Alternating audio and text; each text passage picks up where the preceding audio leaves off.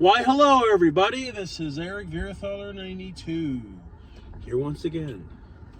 So, I'm taking film history in college, and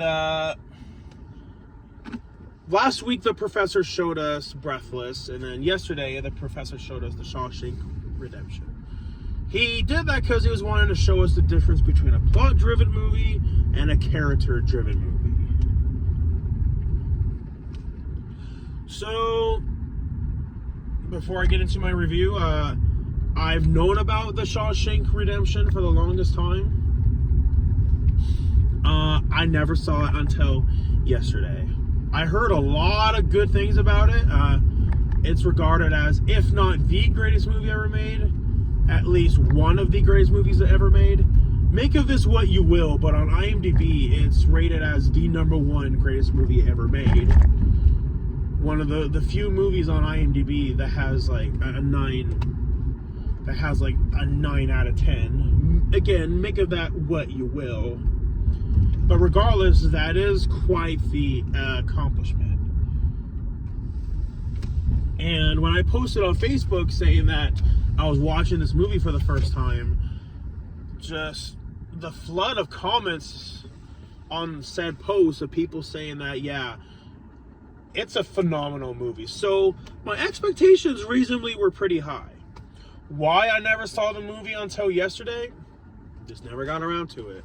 But because of my film history class, because our grade is very reliant on our attendance and watching all the films we're required to watch, I no longer have an excuse to not watch the movie. So, what did I think of the movie? I really did enjoy it. I can see why that it has the reputation that it has, because the movie's overall message about hope and just the character arc that the character of Andy goes through, it's very profound. And it's something that resonates with a lot of people. I mean, it's hard to find somebody who doesn't resonate with hope. So me and my professor agree. We think that's one of the reasons why that the movie has withstood the test of time, and why it even has the reputation that it has. So the acting was great. The music, while there's very, very little music, sometimes some movies will do that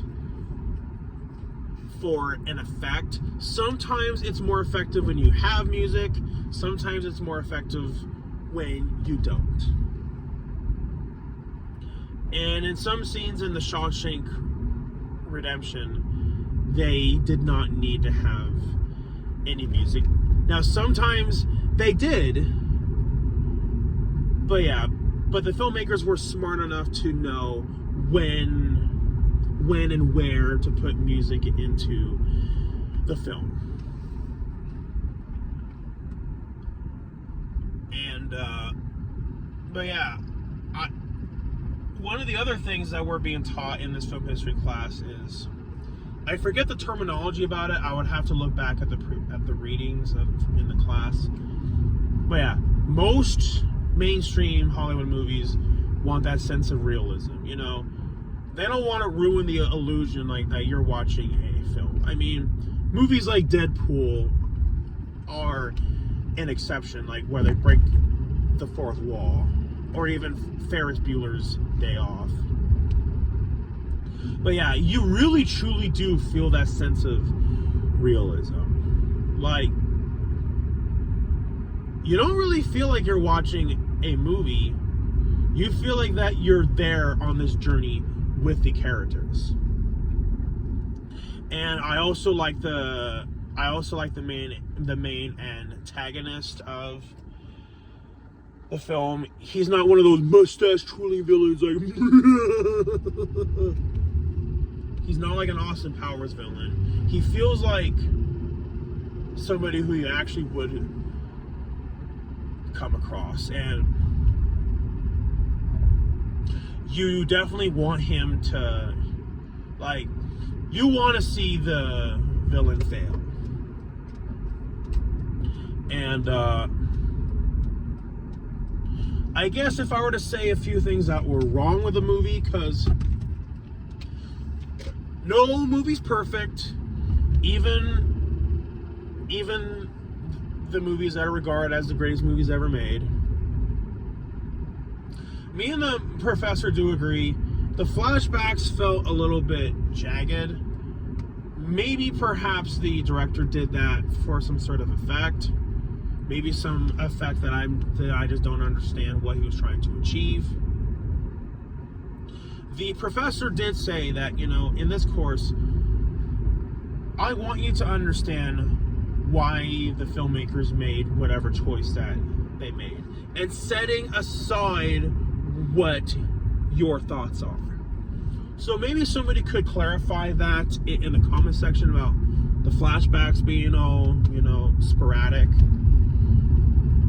I would appreciate that.